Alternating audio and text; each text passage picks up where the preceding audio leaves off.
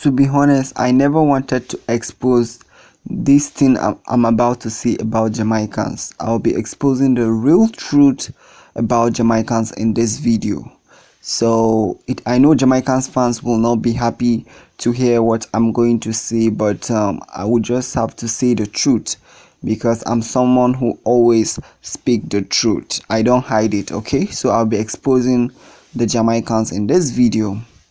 I'm so sorry if the Jamaicans are watching this video and they will kind of feel bad because of what I'm going to utter in this video. I'm so sorry. But let me say this, in case this happens to be your first time on this YouTube channel, before I expose everything, I'll be happy to see you subscribe. Now, do you know that Flojo world record has not yet been verified?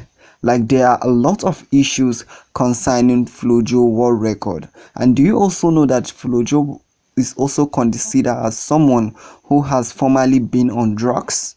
I'm not the one who actually said this, but according to research and history based on Flojo world record, I've heard a lot of controversies and a lot of ups and downs about her record. Some said she is on drugs when she ran the world record in the female sprinting event of 10.49 because there were not good machines like technologies that could detect drugs cheat in a human body during the days in which Flojo was running. And the worst part is that some said Flojo died as a result of taking a very banned substance that resulted in destroying her brain, which led to her death. And the funniest and saddest part again is that Flojo world record is considered as wind aided. There is a lot of controversies, like I said, to this world record. Even the person that, if you go to Olympic channel and watch the official video of the person who commented, the commentator who actually comment on her the day she broke the world record, I think the commentator said it was wind aided, but they don't know what actually happened. Maybe the machine kind of malfunction.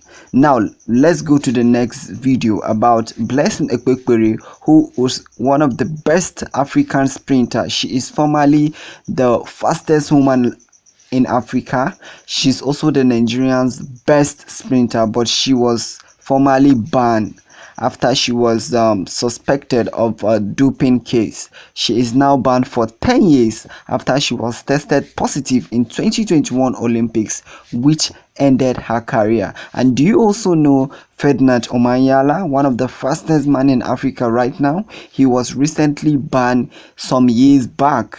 Yes, he was banned years back after testing positive also. So you see, the situation of taking drugs is not in one continent, is not in one country, is in general. It can happen to anybody.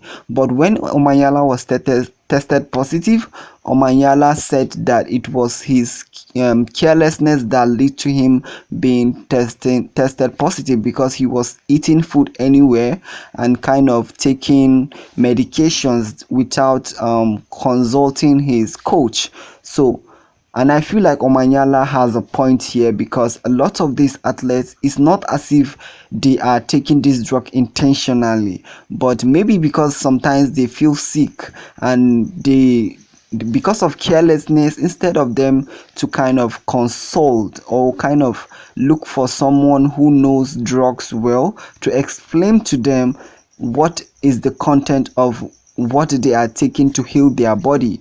Some of them are so careless that they will just take any drugs just to heal their body from sickness, and from there, that is when they will be tested positive when being tested. And do you also know Marianne Jones, American? I think she's an American runner.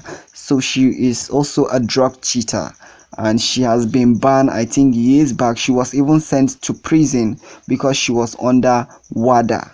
So why I said I will expose the Jamaicans is the Jamaicans, actually, they are the purest athletes in the world. Just look at Usain Bolt, for instance. He has never been tested for anything. They are one of the best. They are true.